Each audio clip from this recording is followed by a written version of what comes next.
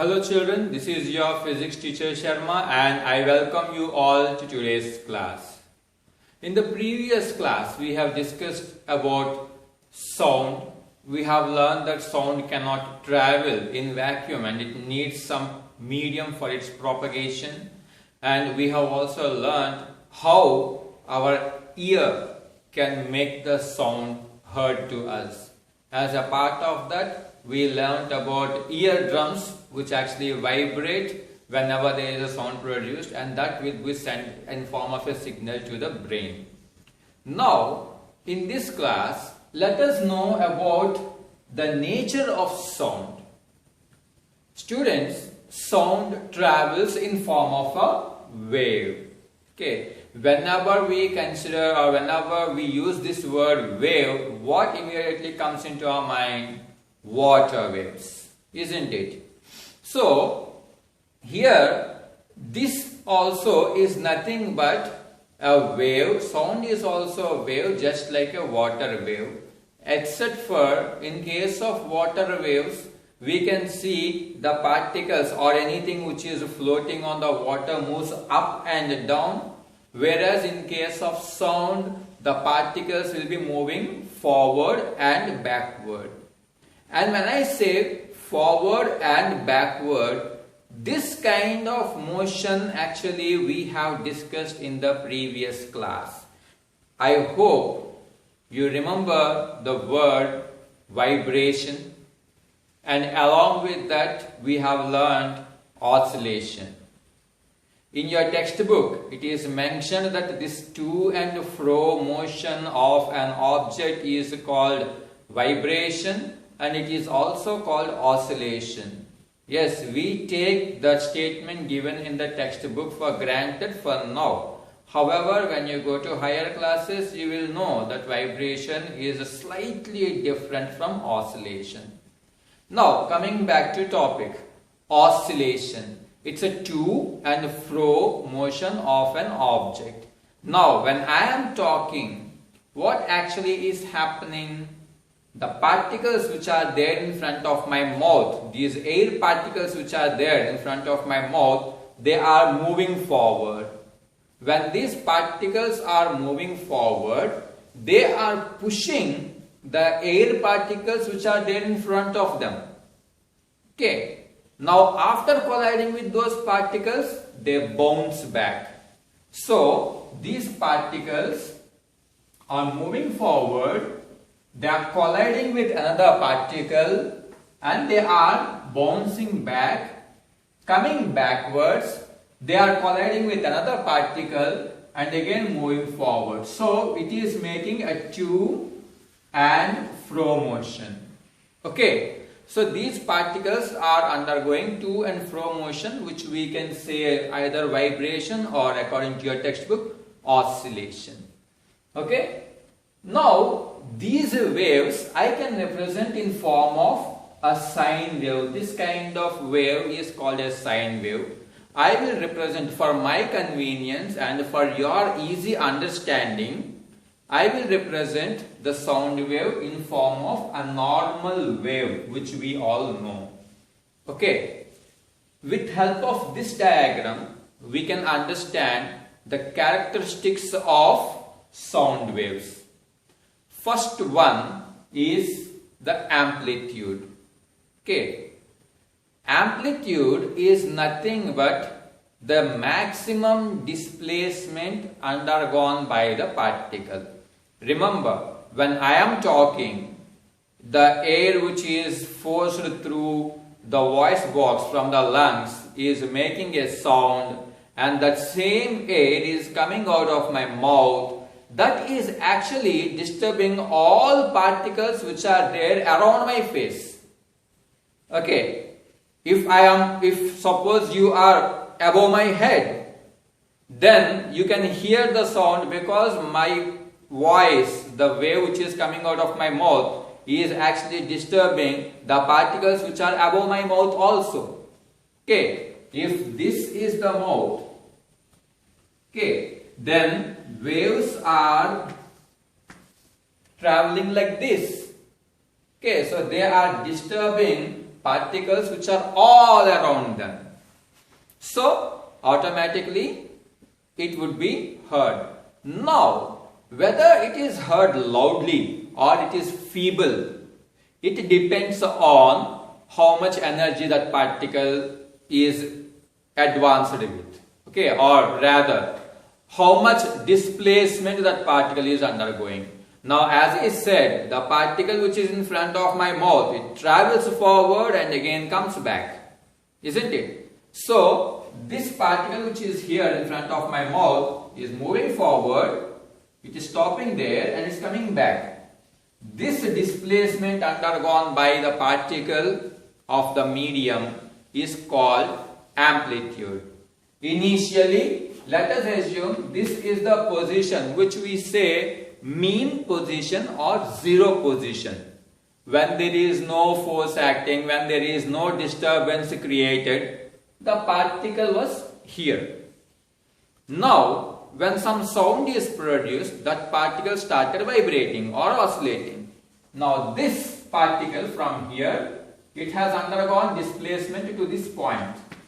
So, that displacement undergone by the particle, to be more precise, the maximum displacement undergone by the particle of the medium is called amplitude. So, how do we define amplitude? It is the maximum displacement undergone by the particle of the medium. Okay. Now, coming to time period. This you will be able to understand if you consider a simple pendulum first.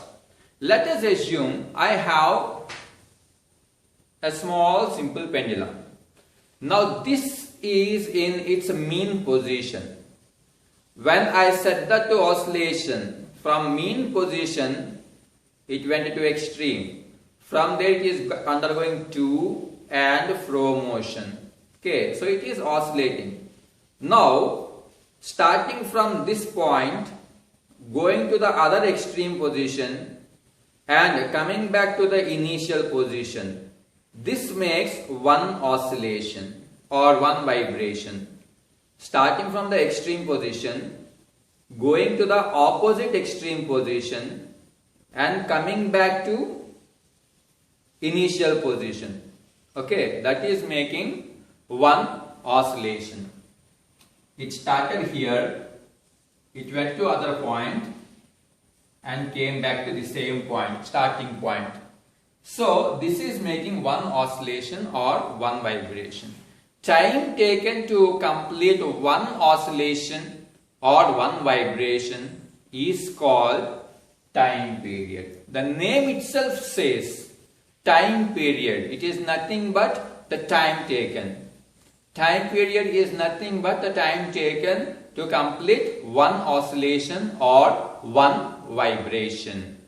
Okay, and this time period is usually measured in seconds. Okay, while amplitude is measured in meters with its SI unit, time period is measured in seconds. Now coming to frequency. This word frequency is something which we come across in our normal terminology as well. We use the word, like we use this phrase, buses frequently come. Okay, the municipality truck frequently comes to collect the garbage. So these kind of phrases we use, and that is when we come across the sentence or the word frequency. Okay. If we closely observe, this word frequency is very simple to understand. The number of times that event is taking place. If we consider the bus coming to the bus stop is an event, then the number of times the bus coming to the bus stop is the frequency. If we consider the municipality van coming to collect the garbage as the event, in 1 week, how many times the municipality van is coming to collect the garbage is giving you the frequency. If we are considering completing one oscillation or one vibration as the event, in 1 second, how many vibrations are completed. That will give us the frequency. So frequency is nothing but the number of vibrations or number of oscillations completed in 1 second. Okay. So amplitude is the maximum displacement undergone by the particle. It is denoted by the letter capital A.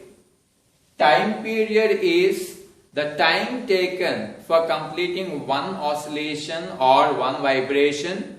It is denoted by the letter capital T. Frequency is the number of waves produced in 1 second, and this is denoted by the letter N or a Greek alphabet nu.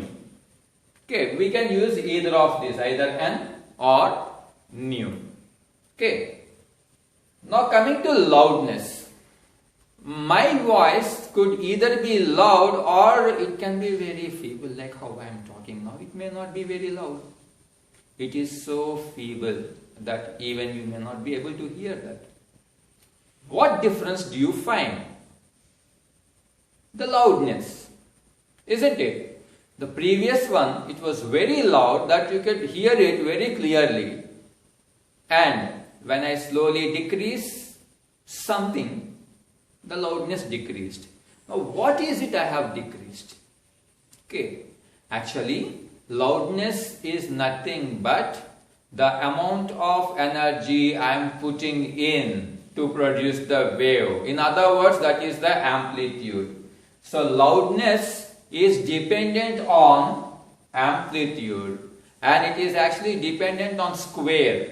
It is proportional, directly proportional by its square times. That means if the amplitude is increased by 2, the loudness will increase by 4. Okay, so loudness is directly proportional to amplitude. If the amplitude increases, the loudness also increases. That means if the particle is traveling more distance, okay, that means the displacement undergone by the particle is more. That means it is having more energy, and that is when it is able to travel far, and even the person who is sitting in the last row will be able to hear it very loudly.